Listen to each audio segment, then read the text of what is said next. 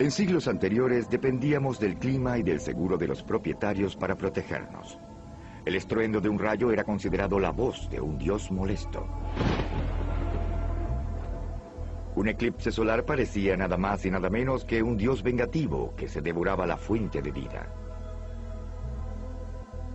Como era de esperar, los antepasados creían que las fuerzas de la naturaleza en realidad eran dioses, seres temibles que podrían ser destructores a menos que fuesen aplacados.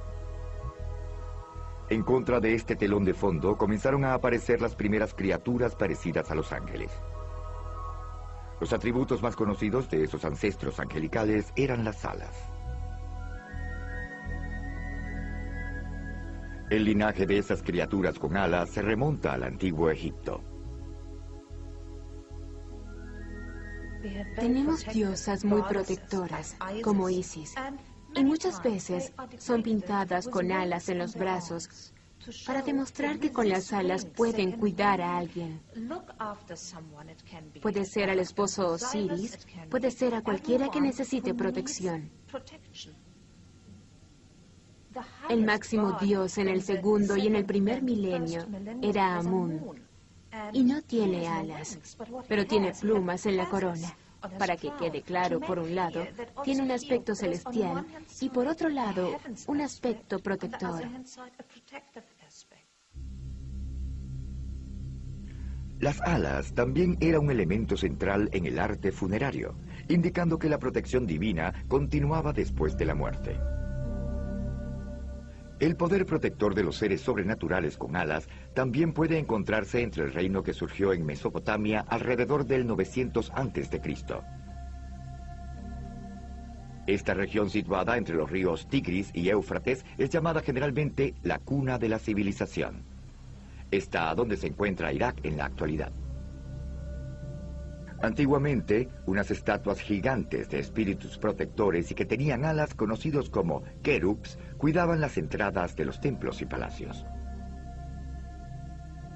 El querub es un ser divino mesopotámico que servía de intermediario entre los dioses propiamente dichos y los seres humanos, y era una especie de mensajero o guardián, más que un ser feroz. Tenían la característica de los seres que los estudiosos alemanes llaman Mischwesen, seres mezclados, en parte ave, en parte hombre, en parte león, en parte hombre. Los elementos visuales más conocidos, o la iconografía de los ángeles, procede de las tradiciones greco-romanas, que dominaron el mundo mediterráneo por casi 12 siglos. Fue en esa época en la que las alas fueron el sello de los dioses mensajeros griegos y romanos, Mercurio y Hermes. Quizá Hermes es el gran prototipo de una figura divina cuya función era transmitir mensajes entre dioses y mortales. Y, por supuesto, las alas eran muy útiles para entregar las noticias a tiempo, por así decirlo. En la mitología romana, el dios mensajero era Mercurio, y este era conocido por moverse de un lado a otro, ir para allá y para acá, que es como en realidad es el elemento Mercurio. Si han visto Mercurio de cerca, se mueve, se desplaza. Si tratas de atraparlo, no puede tomarse, y es el aspecto central del fenómeno de los ángeles. La manera en cómo se escurre entre los corredores de lo que nuestra realidad nos dice, lo que es posible y lo que no lo es.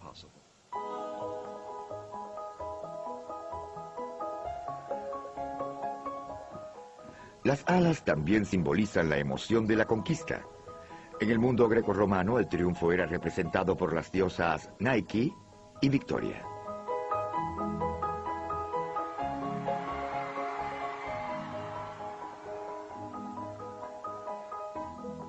El panteón grecorromano también incluía dioses menores como Cupido y sus primos los Erotes.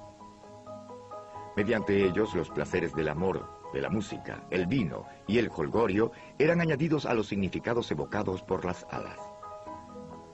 Por eso es obvio que estas figuras alegres aparezcan en joyas como pendientes y zarcillos, pero también aparecían en lugares más sobrios. Este sarcófago romano del siglo III a.C.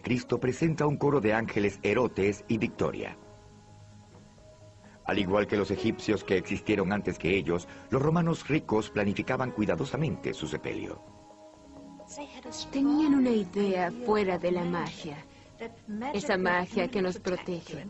Y si demuestras cosas, entonces puedes llevarlos a la realidad y puedes obligar a los dioses a que te cuiden, a que no te descuiden en lo absoluto. Entonces se relacionan con las diosas con alas, Erotes y Victoria. Quieren que triunfen por encima de la muerte. Las criaturas con alas de la religión greco-romana, como las de Egipto y de Mesopotamia, que existieron antes que ellas, no eran vistas intrínsecamente como buenas o malas. Si ves hacia Grecia o Roma, observas esfinges con alas, con un poco de peligro o de algo demoníaco. Pero algo que es peligroso o demoníaco puede ser, por otro lado, bueno, fuerte y protector. Desde su punto de vista, vieron que la mayoría de las cosas tiene dos lados. Sin embargo, la diferente identidad de lo bueno y lo malo que reconocemos hoy también estaba comenzando a tomar forma. Durante la época en que las creencias grecorromanas dominaban el mundo mediterráneo, el antiguo cercano oriente estaba dominado por Persia, que es Irán en la actualidad. En esos 12 siglos, todo lo que conocemos como civilización oriental, Atenas, Jerusalén, Roma, todo se tomaba en cuenta. En esa época había dos imperios mundiales. Estaban los romanos o los de Atenas por un lado y los persas por el otro lado. La religión de los antiguos persas, el zoroastrianismo, es practicada por menos de 200.000 seguidores. Pero nos suministran un vínculo crucial en la evolución del monoteísmo y sus ángeles. El profeta de esa antigua fe era Zaratustra, Zoroastro en griego.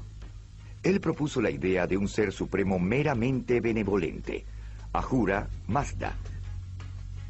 Generalmente era simbolizado por un hombre que salía de un círculo de alas.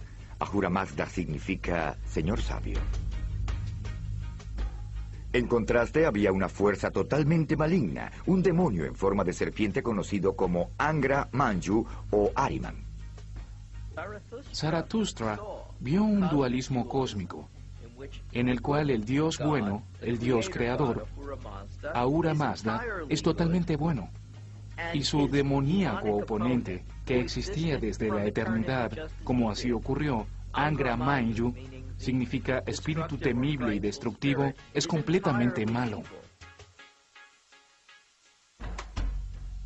El zoroastrianismo propone que la lucha dual entre el bien y el mal terminará en una confrontación momentánea y final. La antigua fe también incluye un rango inferior de seres sobrenaturales llamados Yasatas. Pueden considerarse como los antecesores de los ángeles modernos. Así como la gente le reza a los ángeles en busca de protección y éxito, por curación o por fines particulares, los zoroastrianos también podrán invocar a uno u otro Yatsata. Generalmente pintan a los ángeles persas con un anillo que simboliza el Huarna, un poder que ayuda o protege. El Huarna también se simboliza por el emblema del ala de Ahura Mazda. El Huarna puede ser visto como un prototipo de ángeles porque tiene alas, y las alas son figuras sobresalientes de los ángeles. También es luminoso. Así podemos imaginárnoslo como algo resplandeciente, y por supuesto esto es el origen del halo, que es una imagen zoroastriana. Los diferentes ángeles prototipos del zoroastrianismo, además del reconocimiento de las fuerzas del bien y del mal, sentaron las bases para el reino de los ángeles como los conocemos en la actualidad. Con el surgimiento del judaísmo, las criaturas con alas del antiguo mundo rápidamente cayeron en el olvido. En su lugar, los creyentes veneran a Gabriel, Miguel y a un ejército de feroces ángeles guardianes.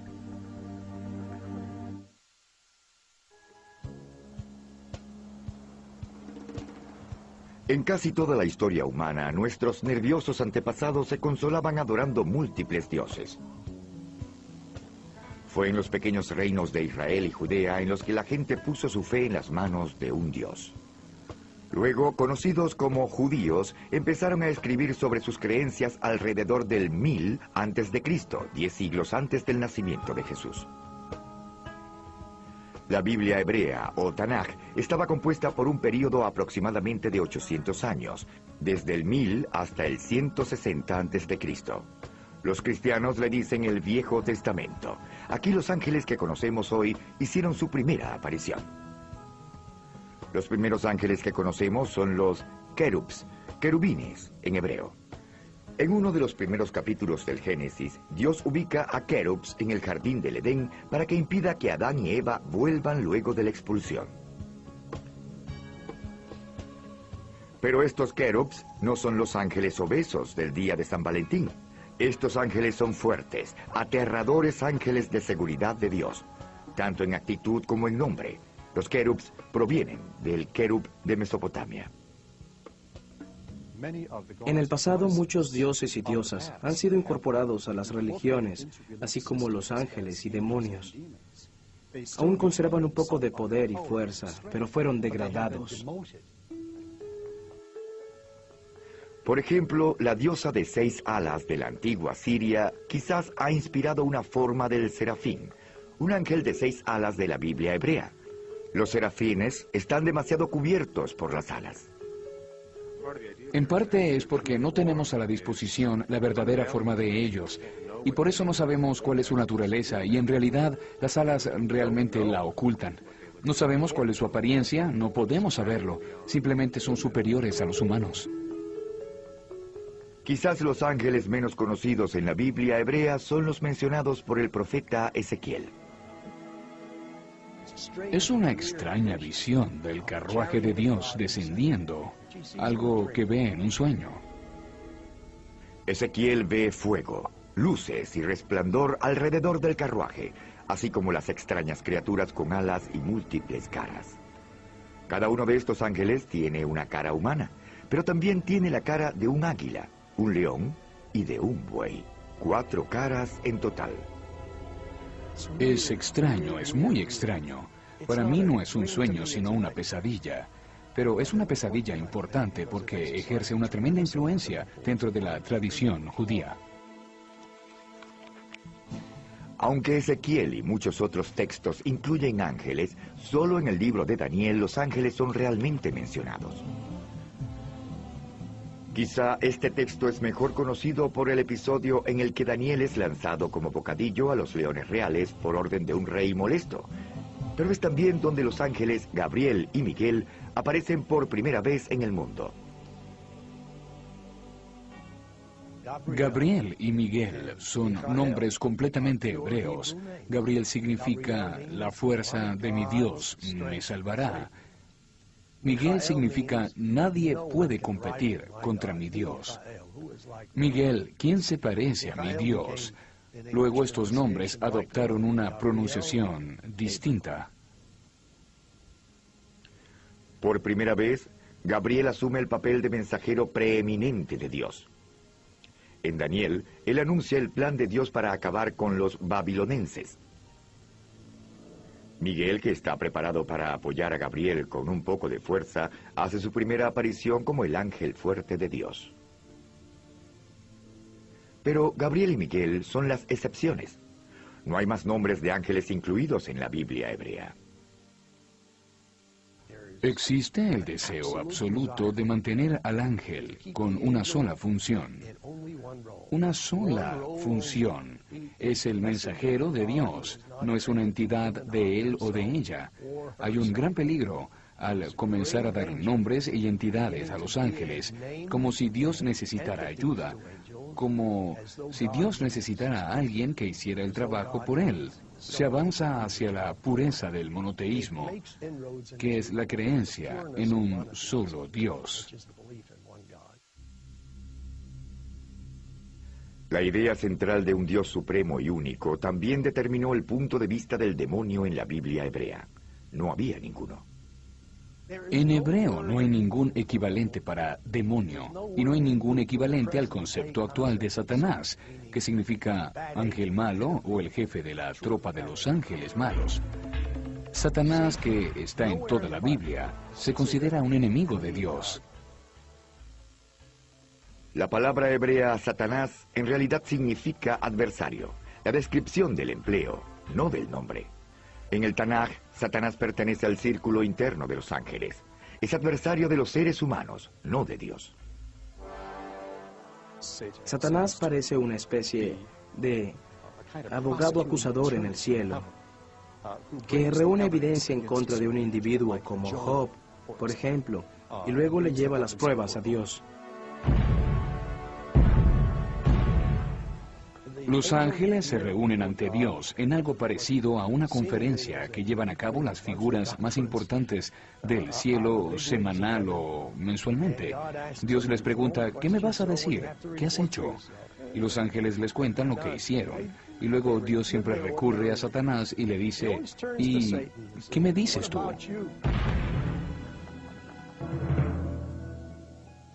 En esas reuniones, Satanás pregunta sobre las creencias religiosas de Job. Luego Satanás prueba la fe de Job atormentándolo con enfermedades, fracasos en los negocios e incluso la muerte de su familia, todo sin el consentimiento de Dios. En realidad, Satanás era un adversario. Su papel era retar a las personas y probarlas. Y en ese papel trabaja a la par de Dios, para probar a la humanidad continuamente y asegurarse de que la gente esté en el camino correcto. Las diligentes funciones llevadas a cabo por Satanás y los numerosos ángeles mencionados encontrados en la Biblia hebrea no son accidentales. En el primer siglo después de Cristo, los líderes rabinos escogieron los libros que ahora encontramos en la Biblia. Excluyeron intencionalmente un gran número de textos judíos en los cuales los ángeles demoníacos y algunos de los llamados ángeles realizaban papeles llamativos. Las obras rechazadas por los rabinos se conocen como los apócrifos, literalmente los libros ocultos. Es interesante. La palabra apócrifos quiere decir para nosotros textos dudosos. No merecen ser creídos, no son creíbles. Por lo tanto, en el mundo antiguo, los textos religiosos tenían muchos informes de ángeles y el hecho de que esos informes dejaron de ser entregados como oficiales no significa que desaparecieran. Muchos de estos libros ocultos le pedían prestados personajes a la Biblia hebrea.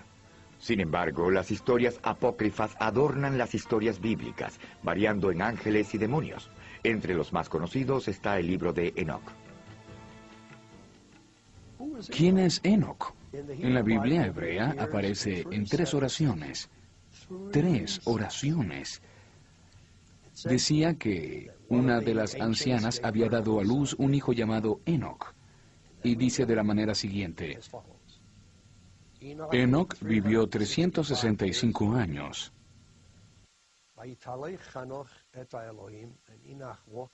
Enoc caminó con Dios y luego él ya no era nadie. Dios se apoderó de él. Es un pasaje muy extraño. Aparte de esa pequeña referencia en el Génesis 5:24 que dice que Enoc fue llevado al cielo por Dios, una verdadera abundancia espectacular de literatura mística surge donde los ángeles juegan un papel muy importante. En el primer libro de Enoc, las mujeres terrenales llamaban la atención no esperada de los ángeles lujuriosos. Dios se molesta cuando esos ángeles husmean y seducen a las mujeres.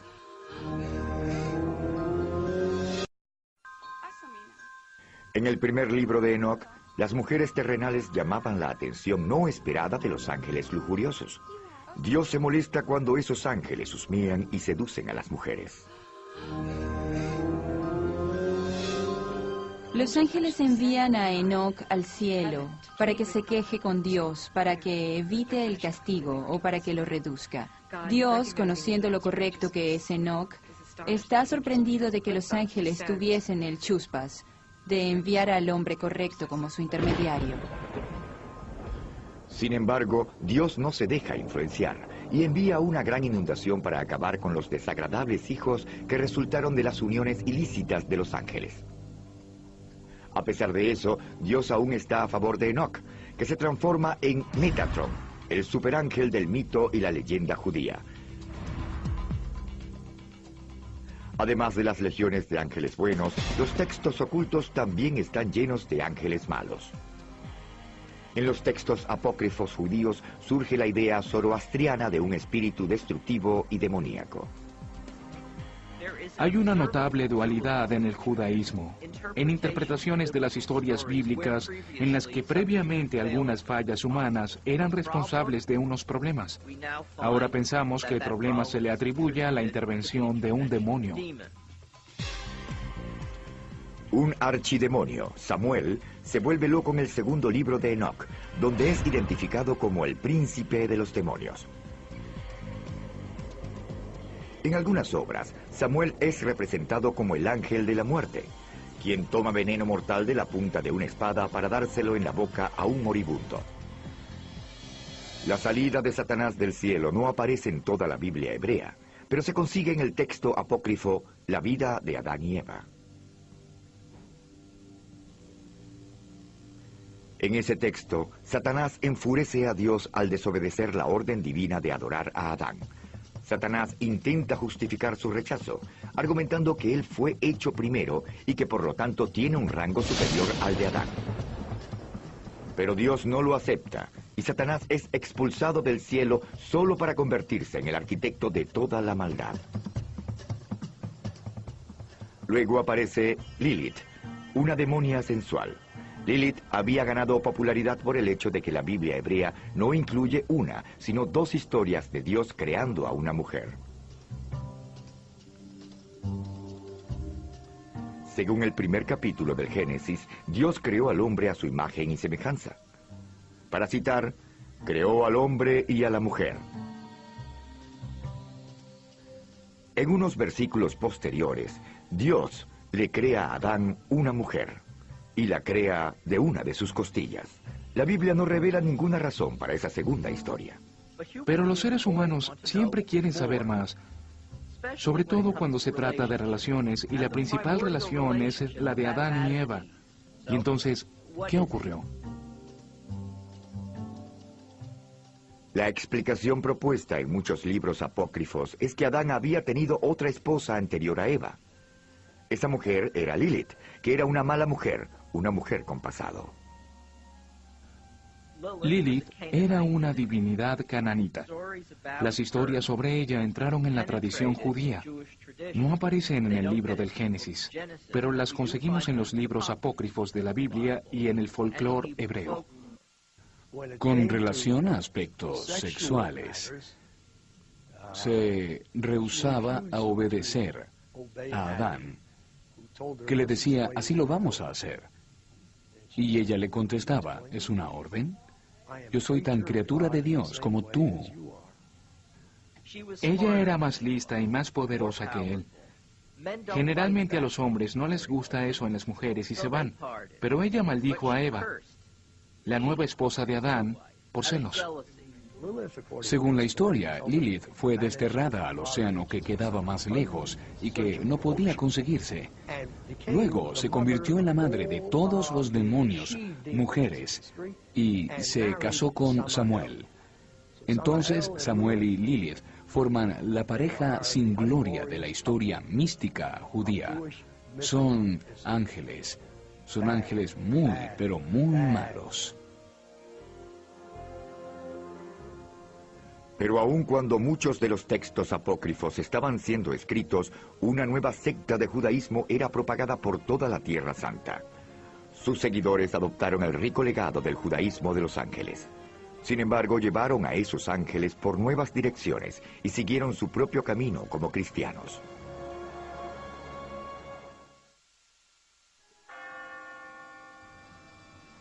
Al menos desde el exterior es fácil confundir una religión estadounidense con una europea o una cristiana. Pero en su nacimiento y en los años de formación, el cristianismo era una religión mediterránea. surgió en un vecindario mezclado de influencias judías, greco-romanas y zoroastrianas. Los ángeles cristianos reflejan esa mezcla. Cuando los seguidores de Jesús se alejaron del judaísmo para practicar lo que se convertiría en el cristianismo, se llevaron el Viejo Testamento y a los ángeles. Gabriel, el ángel mensajero del libro de Daniel, tiene el mismo papel en el Nuevo Testamento.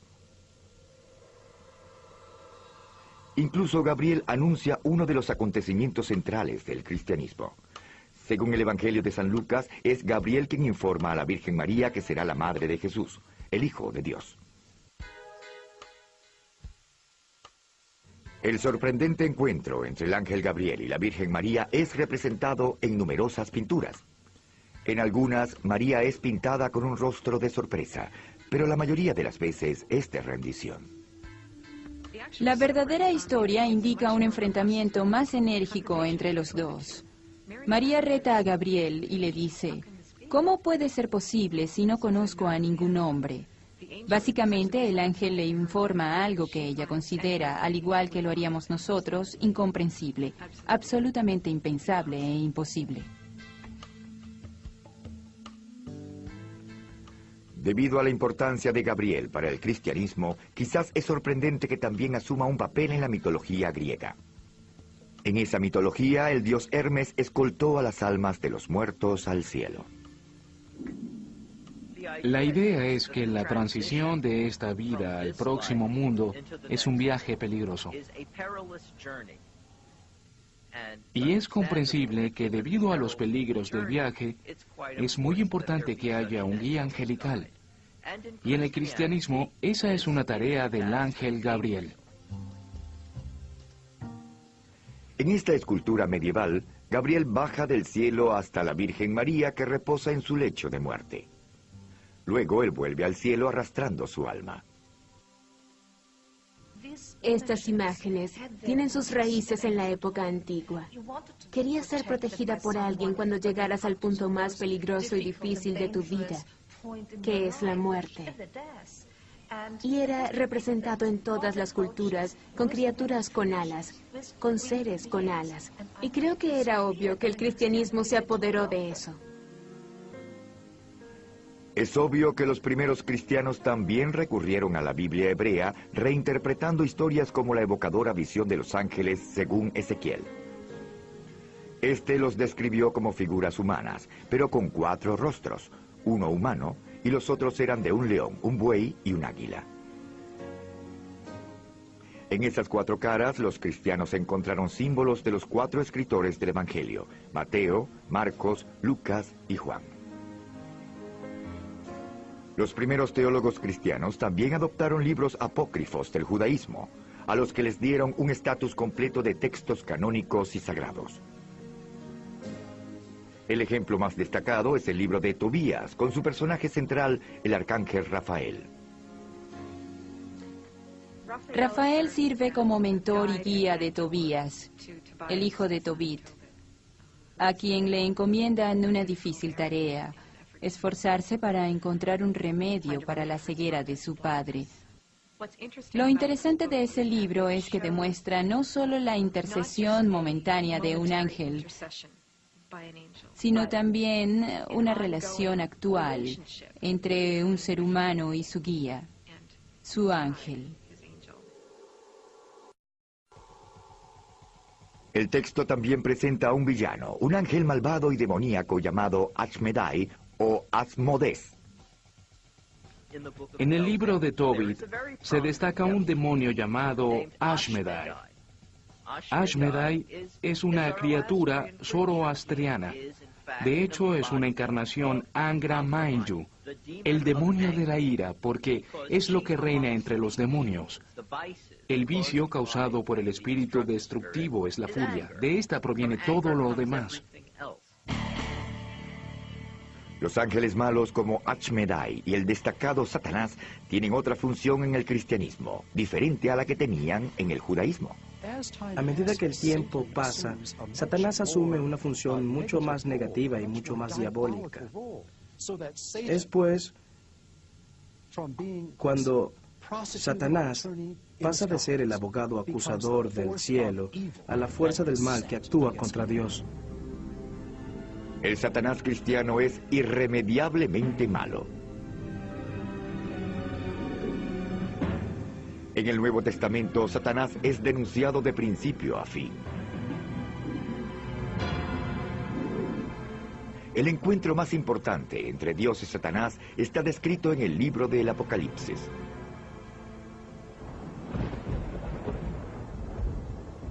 El sol escupe llamaradas que incineran el mundo. Terremotos acaban con las montañas desde el fondo y el cielo comienza a caer.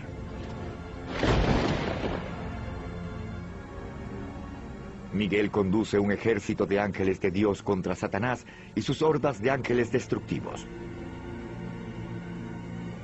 Satanás y sus seguidores, según el libro del Apocalipsis, al fin son castigados y arrojados hacia el abismo. Luego solo los buenos sobreviven y Dios y su gente resultan triunfantes. La visión cristiana del momento final incluye un juicio final. Generalmente se muestra a Miguel sosteniendo balanzas, que simboliza el peso de las almas y su destino, ya sea en el infierno o en el cielo.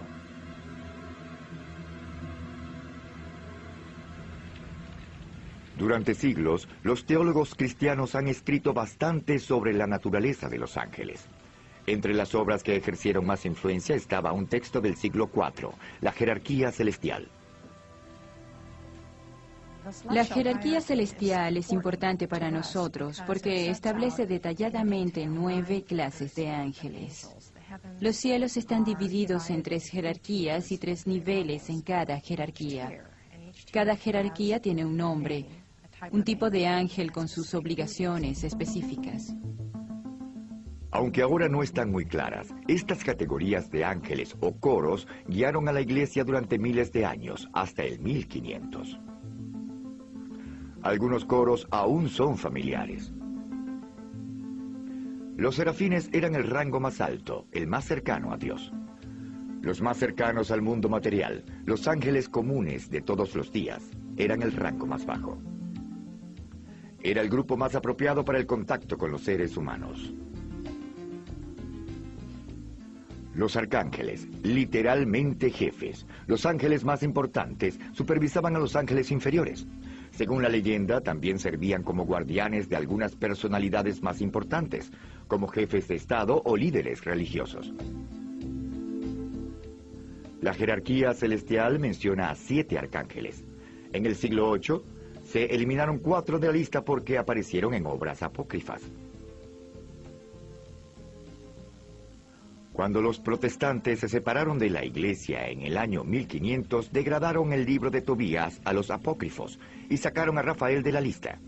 Actualmente Rafael y el libro de Tobías solo se consiguen en la versión católica del Viejo Testamento. Pero los ángeles y los demonios no eran exclusivos de los textos religiosos, también aparecieron en las obras literarias. Uno de los libros con más influencia cuyo tema eran los ángeles era El Paraíso Perdido, un poema épico escrito por John Milton a finales del 1600.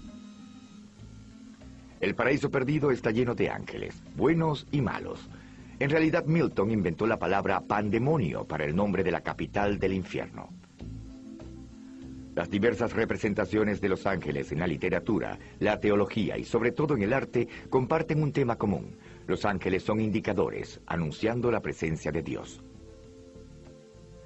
Piensen, por ejemplo, en las imágenes de la madre y del niño o en las imágenes de Cristo en el trono.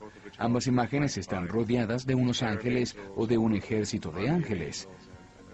Intenten ver las imágenes sin los ángeles y perderán un poco su poder divino. Durante los siglos, el cristianismo le ha puesto un sello diferente a la tradición de los ángeles ricos, heredada del judaísmo. Además, la literatura cristiana agregó nuevos ángeles. Pero los rangos de guardianes con alas se extenderían pronto. A principios del siglo VII, el Islam colocó una luz propia y distinta sobre los ángeles.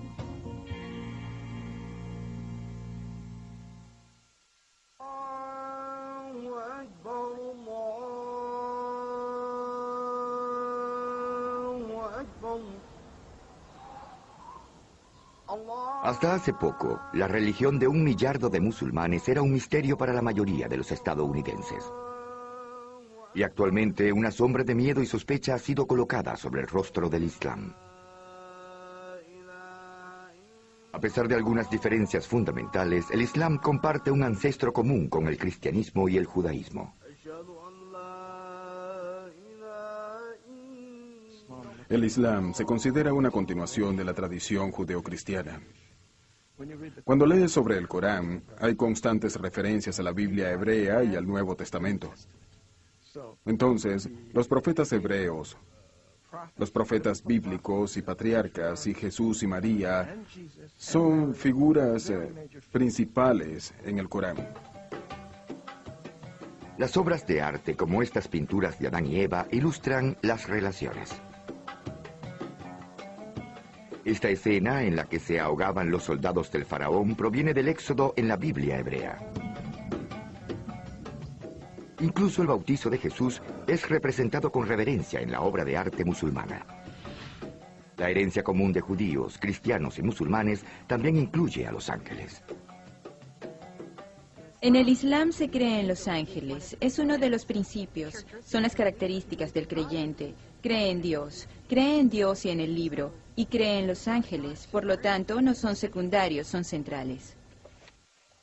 El Corán, la escritura sagrada del Islam, está relacionada directamente con el ángel Gabriel. Gabriel, o Jibrael, como se dice en árabe, es el ángel de la revelación. Y es Gabriel quien le recita el Corán a Mahoma. Recuerden que Corán significa en árabe Gorán, Algorán, la recitación. Gabriel juega un papel sumamente fundamental como el ángel que le lleva el Corán a Mahoma y le anuncia que él es el profeta, que él va a ser el recitador del mensaje de Dios. Es Gabriel quien escolta a Mahoma en lo que se llama el viaje nocturno, un peregrinaje épico por los cielos. En cada etapa, el ángel anima al profeta. Al final, Mahoma se queda a solas, cara a cara con Dios. Para los musulmanes observantes, el ritual de la oración es un medio para ascender a Dios. Los oradores ordinarios se conformaron después de que Mahoma volvió del viaje nocturno. Ellos decían, ¿Dios nos mandó algo? Y él les contestó, sí, les traje estas oraciones. Mediante estas oraciones van a participar en el regreso a Dios. Y por supuesto, según lo que recen, cada creyente tiene el apoyo de todos los ángeles cuando rezan las oraciones.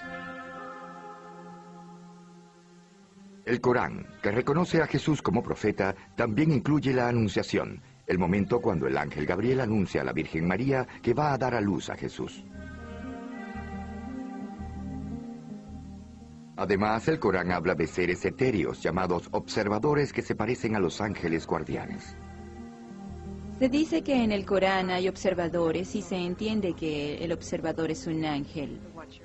Hay un aspecto de Dios, una criatura de Dios, un ángel que está presente en todo paso, tan cerca como la vena yugular, como el Corán se expresa de Dios. Hay un modo de que Dios esté presente en nuestras vidas. Hay tradiciones que dicen cosas como, un ángel baja como cada gota de lluvia. ¿De qué otra forma cae la lluvia del cielo si los ángeles no la traen? Los ángeles son los mensajeros que hacen bajar la creación como la conocemos. El Islam también cuenta con las fuerzas del mal, criaturas conocidas con el nombre de Chayatín o Satanás. Como en la tradición judía, los Chayatín son adversarios de la humanidad, no de Dios. Los profetas vienen, nos llaman ante Dios, llegan hasta nuestra naturaleza espiritual. Satanás dice, no quieres hacer eso, tienes cosas más importantes que hacer, preocúpate solo por ti. Ignora la dimensión espiritual, mira esta tierra maravillosa, toda esta comida, sexo, control y poder. Así que esto es tensión y el alma vacila un poco. La mayoría de los Chayatins, las criaturas que seducen a la humanidad y la desvían del camino del profeta, son criaturas conocidas como jinn. Este es un concepto coránico. Creo que es más familiar para las personas con las 1001 noches. El genio, ¿no es así? Aladino y su lámpara maravillosa. Él la frota y el genio sale. Así como en las tiras cómicas, es muy buena. De hecho, es una representación de la idea islámica de la maleabilidad de las criaturas jinn. Estas están hechas de fuego, lo que significa que tienen apariencia, pero no es fija. Los ángeles están hechos de luz y no tienen forma. El más destacado entre el jinn y las figuras más cercanas al Satanás del estilo cristiano es el Iblis. Pero en el Islam, la batalla entre el bien y el mal se lleva a cabo en un plano más individual que en un plano cósmico. Iblis, Satanás, es visto como la encarnación mística de todas las tendencias malas en los seres humanos. Los celos, la envidia, el odio, el rencor, todas esas cosas desaparecen con la carrera de Iblis. Definitivamente está bajo el control de Dios, cumpliendo con el trabajo de llamar a la gente por el camino erróneo para que ellos no puedan distinguir cuál es la dirección correcta. Los musulmanes, al igual que los cristianos, vislumbran un juicio final. Sin embargo, la hora final del Islam no es una pelea entre Dios y el demonio expuesta en el libro del Apocalipsis. En el Islam, un ángel llamado Israfil toca la trompeta varias veces, activando la resurrección del mundo. El Corán dice, la tierra es transformada en otra tierra y el cielo pasa a ser otro cielo. Entonces sucede una transformación radical de la naturaleza, del cielo y de la tierra. Durante esa transformación épica, los muertos de todas las épocas son resucitados para que enfrenten el juicio final. Al igual que en el cristianismo, los ángeles participan. Bajan Dios y los ángeles, y luego se lleva a cabo el juicio final, en donde Dios será el juez y los ángeles buscarán a la gente y serán una especie de jurado, como fueron, pero Dios será el juez. Un ángel presenta un pergamino enumerando las buenas acciones de la persona. Otro ángel presenta una lista de las malas acciones.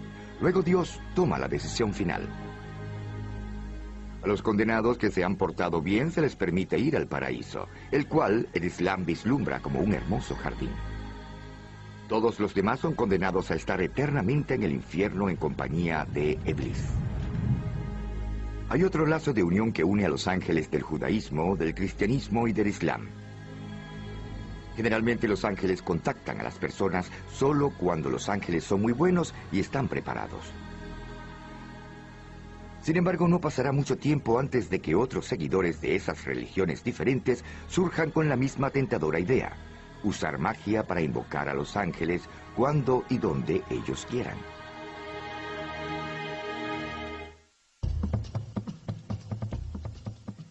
Era algo inevitable. Sabiendo que había ángeles y sus poderes estaban por doquier, alguien estaba a punto de preparar una fórmula mágica para contactarlos directamente. Muchos de los hechizos mágicos y encantamientos que evocan a los ángeles tienen sus raíces en historias de los libros apócrifos judíos, llamados libros ocultos. Uno de ellos, el libro de Raziel, lleva su título por un ángel cuyo nombre significa secreto de Dios. Aunque el texto apareció por primera vez en la época medieval, la leyenda dice que se remonta a principios de la creación y hasta a la época de Adán. Según la tradición, esa leyenda mágica que poseemos hoy y que ha penetrado en muchos textos y rituales mágicos y en nuestras creencias sobre los ángeles, regresa al libro original, el único libro escrito totalmente en el cielo y entregado a Adán, el verdadero primer libro.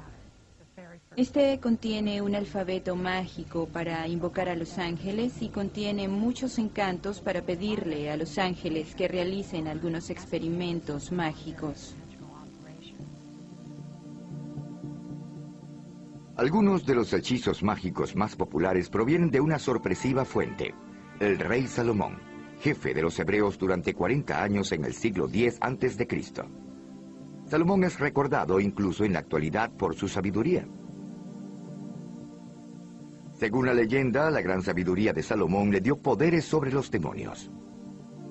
Los secretos que él aprendió de esos seres sobrenaturales se reunieron en un texto llamado el Testamento de Salomón.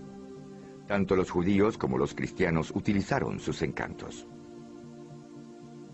Se decía que varios textos mágicos habían sido escritos por Salomón y estaban circulando y siendo usados por gente que quería invocar a algunas presencias para que los ayudaran a encontrar objetos perdidos, tesoros enterrados, curar enfermedades, conceder bendiciones, hacer maldiciones y esas clases de hechizos.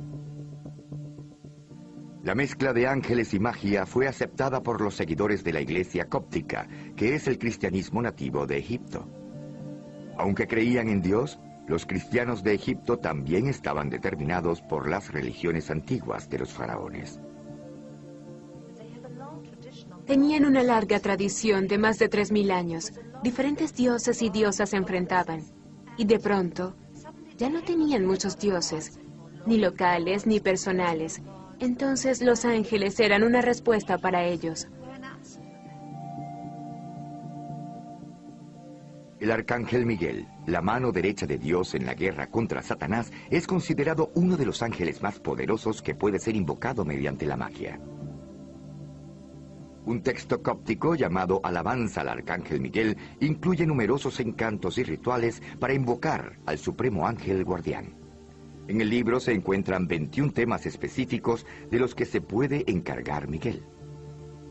Si tienes hijos que han muerto, si eres hombre y has tenido una experiencia de impotencia, si tienes una presencia demoníaca en tu vida, si tus animales no se están comportando bien, si tienes problemas con los negocios, Miguel puede bajar, puede quedarse a tu lado, acompañarte y cuidarte.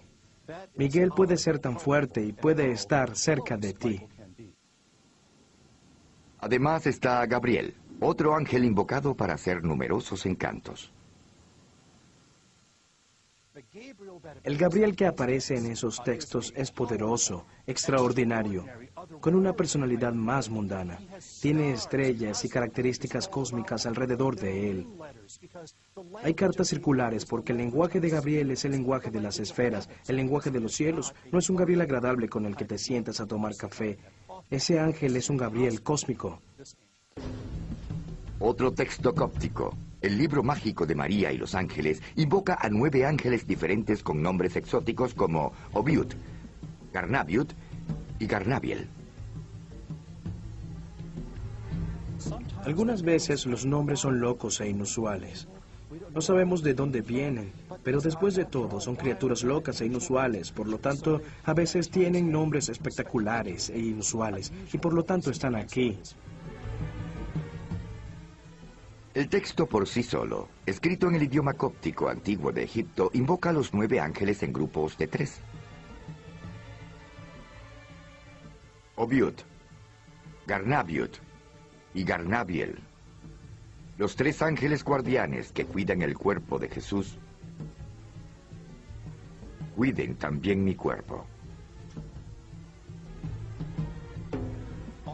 Todas las necesidades y enfermedades que tenemos no pueden resolverse con los doctores y las enfermeras, los empleados y los banqueros y otros.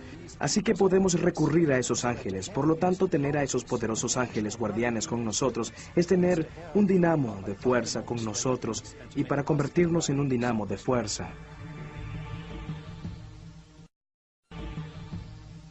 La tradición de invocar a los ángeles mediante la magia es compartida con el Islam, aunque sus escrituras no son tan bien conocidas como los textos cristianos. Sin embargo, parece que se está trabajando sobre los principios familiares. He visto muchos libros mágicos. Es cierto que generalmente parte de las fórmulas que dan para realizar ciertas cosas ayudan a encontrar esposo, a curar algunas enfermedades y a veces a invocar a ciertos ángeles. En la literatura mágica hay proliferación de los nombres angelicales. Cada uno de los nombres, mencionar a un ángel tiene una función específica en términos de curación o para hacer cualquier otra cosa. Mientras muchos hechizos buscan ayuda de los ángeles buenos, a veces se usa magia para rechazar a un ángel peligroso. Un ángel como Lilith, la chica mala del jardín del Edén. Según la leyenda, cuando Adán dejó a Lilith por Eva, Lilith juró que mataría a todos los descendientes de Adán y Eva. Durante muchos siglos, por cada infante que moría, se culpaba a Lilith. Para alejarla, se colocaban amuletos mágicos como este del libro de Raziel en la cuna del niño. Otros amuletos invocaban a 3 ángeles que defendían a Adán y a Eva de Lilith. El libro del ángel Raziel tiene dibujos de los 3 ángeles, dibujos diagramáticos. Sus nombres son Sinoi, San Sinoi, Samangluf. En el cristianismo bizantino, uno de ellos es llamado San Sisimios. Toda la idea se remonta a la antigua Mesopotamia, así que este es un caso donde las culturas se encuentran y adoptan seres angelicales de una cultura y otra para enfrentarse con un problema que forma parte de la vida real.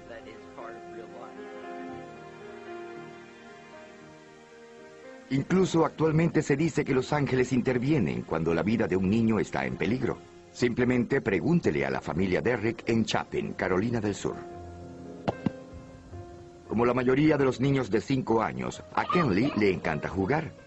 Es difícil creer que pasó sus primeros días en la Tierra luchando entre la vida y la muerte, ya que nació 3 meses antes de lo esperado. Generalmente, 1 de 4 bebés en la condición de Kenley muere. Tenían un neonatólogo que habló con nosotros y nos habló sobre los riesgos. Fueron muy claros sobre lo que pasa en el peor de los casos cuando se está en esa situación. Entonces, lógicamente que nos asustó mucho.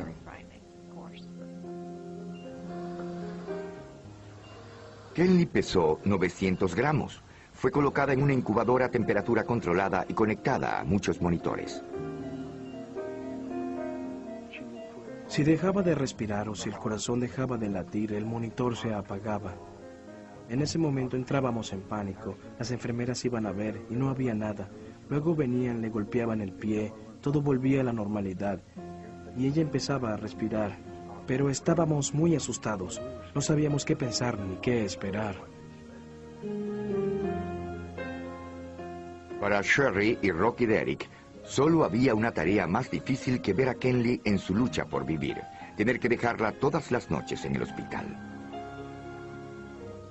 Siempre le pasaba la mano y rogaba que si lloraba, tenía miedo o necesitaba que la cargaran, alguien estuviese para hacerlo. Y que si las enfermeras o los médicos estaban muy ocupados, Dios la cargara para que ella sintiera que unos brazos la estaban cuidando. Luego de estar 10 semanas en el hospital, Kenley se fue a casa. Sin embargo, fue a la edad de 3 años que su médico dijo oficialmente que era saludable. También le decía la bebé milagro. Fue luego cuando la familia sospechó que Kenley había tenido unos inesperados amigos de las alturas durante esos primeros días peligrosos. Esa idea hizo que Kenley le preguntara a su madre por los ángeles que cuidan a los niños. La pregunta fue que si recordaba que los ángeles me habían cuidado, porque ella cree que todos tenemos ángeles que nos cuidan. Ella dijo que recordaba a los ángeles que la cargaron cuando ella era una bebé. También recuerda que eran hermosos y muy suaves, y que la cargaron. Los encuentros con los ángeles, misteriosos y sobrecogedores, como el mencionado por Kenley Derrick, se remontan a miles de años, a la época bíblica. Pero durante los últimos 500 años, la ciencia y la industria siguen cautivando la imaginación de la humanidad. La fe en las criaturas con alas ha desaparecido. Los ángeles y los demonios han sido degradados a un mundo dirigido por los dioses de la tecnología.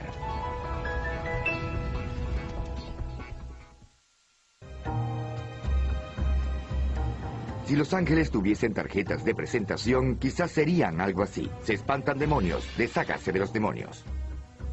Muchos creen que los ángeles son los guerreros de Dios y que todo eso es bueno, que son los supuestos ganadores en un enfrentamiento final contra Satanás y las fuerzas del mal. A inicios del arte cristiano, los ángeles eran dibujados con fondos de oro o mostrados como mensajeros celestiales. eran materializados en parte por el mundo humano. Sin embargo, con la llegada del Renacimiento en el año 1300, la vista solemne de los ángeles empezó a cambiar. Los ángeles eran vistos en paisajes e interactuando con los seres humanos, y esa tendencia continuó hasta el punto en que los ángeles parecían tener una vida sensual y que tenían relaciones tanto con los humanos como con los divinos. Para la época del Renacimiento, el ángel había perdido mucha de su importancia teológica y se había convertido en una figura artística. Una de las ironías en el modo como los ángeles fueron representados en contextos cada vez más sensuales es que la respuesta despertó miedo donde no había control. Y los humanos estaban haciendo el amor con los demonios, y estos estaban ante nosotros, en medio de nosotros, y corrían un gran peligro mortal de ser poseídos por fuerzas demoníacas. Durante 300 años, el aterrador miedo hacia los demonios se completó por los horrores de la vida diaria. Entre el 1300 y el 1600, Europa vivió un periodo de violencia y caos terrible. Francia e Inglaterra se desangraron debido a una serie de guerras que duraron 100 años. La peste negra causó estragos en Europa, causando la muerte de 1/3 de la población. Parecía que los demonios estuvieran por todo el mundo, para tentar a la gente, para que se descarriara. Satanás estaba suelto en todos lados. Era un verdadero enemigo, y parecía que los ángeles buenos se habían retirado. El cristianismo se separó por desacuerdo. La separación terminaría con el nacimiento del protestantismo, pero para las autoridades de la iglesia de la época era obvio que Satanás estaba ganando control.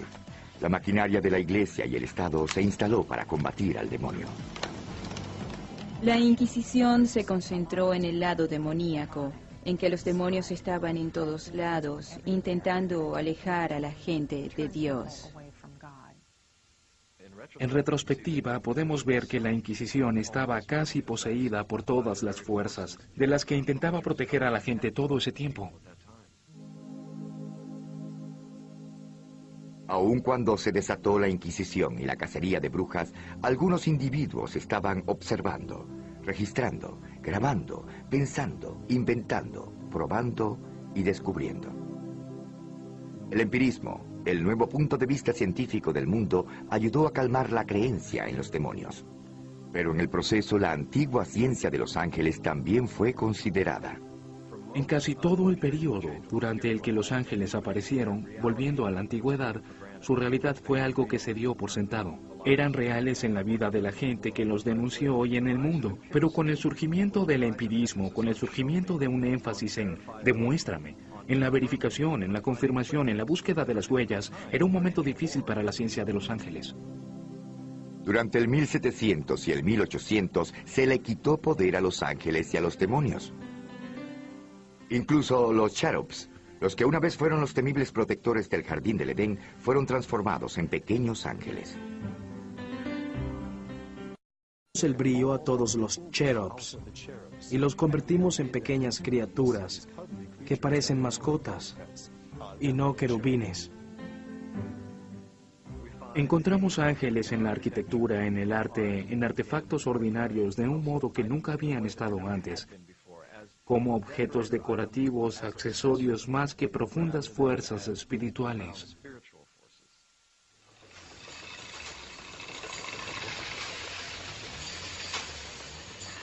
Con cada siglo que pasa, con cada avance científico o industrial, los ángeles fueron degradados y pasaron a ser irrelevantes. Cerca de la era victoriana, a finales del 1800, los ángeles eran un poco más que una postal que servía de distracción. De hecho, parece que el único propósito era encarnar la belleza más que ser divinos mensajeros o realizar algunas funciones celestiales. Incluso Lilith, el azota de los niños y de las temerosas madres durante 3000 años, se convirtió en una sensual supermodelo que llamaba la atención entre los artistas victorianos. En el siglo XX, las fuerzas demoníacas llegaron en forma de seres humanos y sus inventos. La ciencia y la tecnología demostraron ser tan eficaces como los agentes de la muerte y de la destrucción. Aún así, había episodios que parecía el trabajo de ángeles.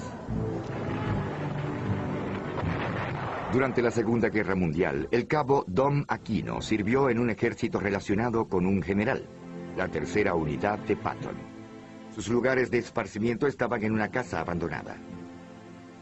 Una noche, Aquino oyó que tocaron a la puerta.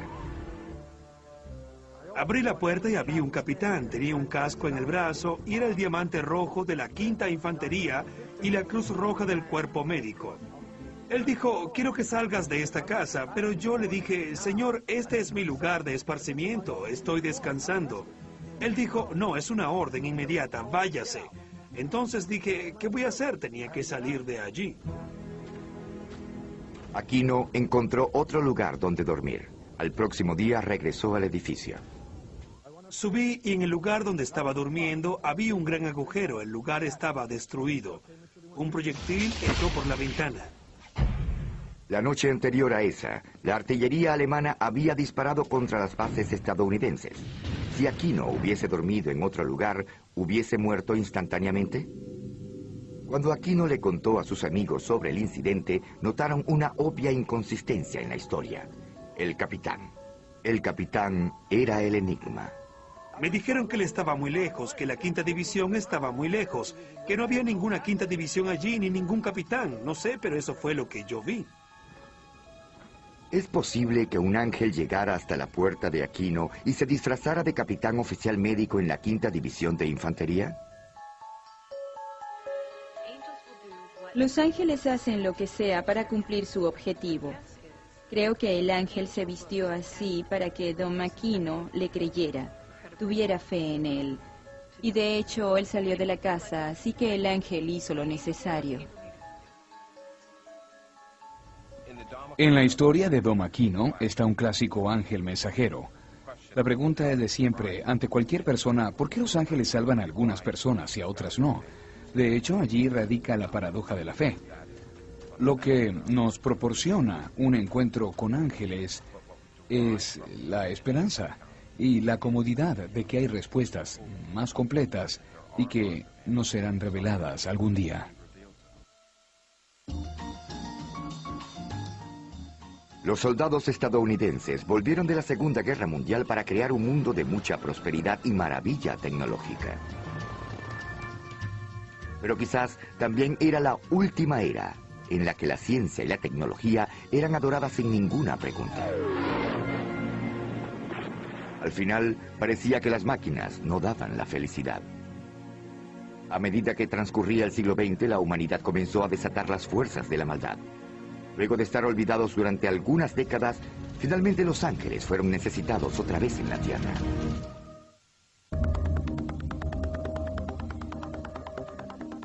Algunos logros validaron nuestra fe en la ciencia y en la industria más que en el programa espacial. Finalmente pudimos llegar al cielo, hogar de los ángeles.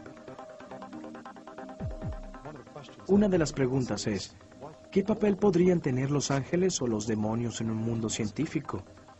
¿Qué papel podrían tener los ángeles en un mundo en que hemos explorado los cielos y sabemos que los ángeles no parecen vivir aquí?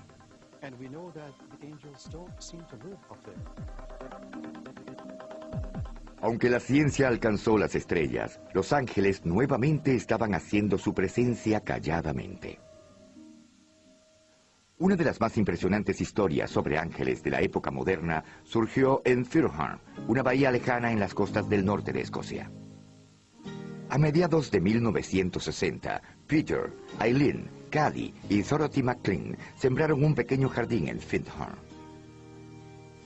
Más tarde llegaron otros. Firthorn fue visto como un experimento en cooperativa entre los seres humanos y los reinos de los ángeles y los espíritus de la naturaleza. McLean dice que hizo contacto con una especie de ángel de jardines que estaba en Firthorn, así como con los espíritus de las especies individuales de las plantas. Sin embargo, los ángeles de los jardines no se parecían en nada a los ángeles del Renacimiento. Para mí un ángel no se presenta de una única forma. Un ángel puede estar aquí y allí al mismo tiempo, así como la calidad de alegría que hay entre tú y yo y todo lo demás, y al otro lado del mundo como todo lo demás. El suelo productivo en Findhorn era de un tamaño legendario. Los repollos llegaban a pesar casi 18 kilogramos. Las plantas con flores alcanzaban a los 2 metros, el doble de la altura normal. Los científicos estaban perplejos. Los demás granjeros de la región no podían tener los mismos resultados. No había ninguna explicación científica aparente para el extraño florecimiento de la vegetación en esa comunidad. Sin embargo, hubo una explicación perfecta si se acepta la idea de ángeles y espíritus. Es como si la naturaleza dijera, mira, aquí estoy. ¿Cómo llamó tu atención? El tamaño de los vegetales simplemente era una obvia sorpresa para los incrédulos. Llamaba la atención diciendo, aquí estamos, ahora estamos aquí, sigamos adelante. La verdadera tarea es cómo trabajamos juntos, cómo cooperamos. Según Linfield y otros veteranos de Findhorn, las lecciones aprendidas en el jardín aún son relevantes. Sin embargo, no tengo que llamarlos, todo está aquí. Por ejemplo, si cerrara los ojos, ¿te irías? No, abriría los ojos y allí estarías. Es igual con el ángel de los jardines, igual que con cualquier presencia angelical, es el acto de oír, ver y reconocer.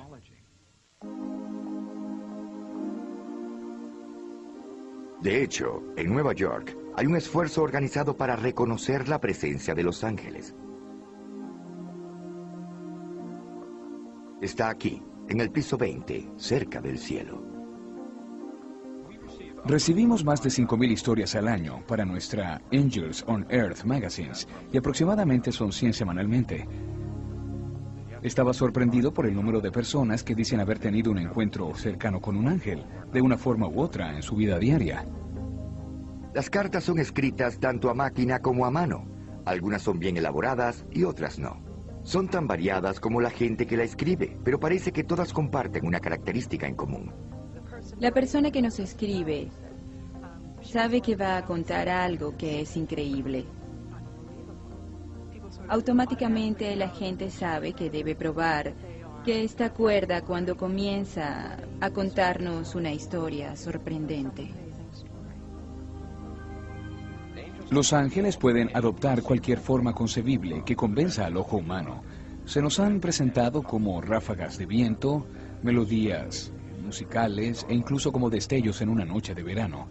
Una manifestación angelical es más variada de lo que se pueda imaginar. Había una joven mujer, una policía que estaba en medio de un terrible tiroteo. Siempre le rezaba a San Miguel y se le apareció tal como sale en los cuadros, con botas, espada, peto, alas, en un estilo muy tradicional. Recuerdo una historia que envió un lector. Estaba en su bicicleta e iba por un camino montañoso. Iba muy rápido. Vio hacia arriba y miró algo que le pareció ser un grupo de ángeles que lo estaban viendo. A pesar del predominio de los ángeles y las historias sobre encuentros con ángeles, algunos acontecimientos sugieren que la batalla entre el bien y el mal aún no termina. Muchos creen que el impulso angelical reside en cada uno de nosotros y que estamos en la línea defensiva frente al demonio. Por nuestra naturaleza tenemos el potencial de ser ángeles. ¿Y qué es un ángel? Mi concepto de ángel es alguien que hace el bien a otra persona de manera muy desinteresada. No es porque él o ella espera una recompensa. Eso mismo es ser un ángel. Es posible que los ángeles sean reales, tienen una especie de existencia independiente, autónoma. Si es verdad, sería irracional que exista la necesidad de interrelacionarse. Quizá no sean reales y quizás el humano necesita una serie de proyecciones o una añoranza espiritual para no sentirse solo en el universo. Podrían ser las dos cosas. ¿En verdad existen los ángeles y los demonios? Y si es así, ¿cuál es su verdadero propósito? Sean reales o no, parece claro que estas criaturas fantásticas son algo más que simples mensajeros del cielo. Para muchos representan los mejores y los peores impulsos de la humanidad, una lucha actual entre el bien y el mal, una batalla que es librada diariamente en todo el mundo y dentro de cada individuo.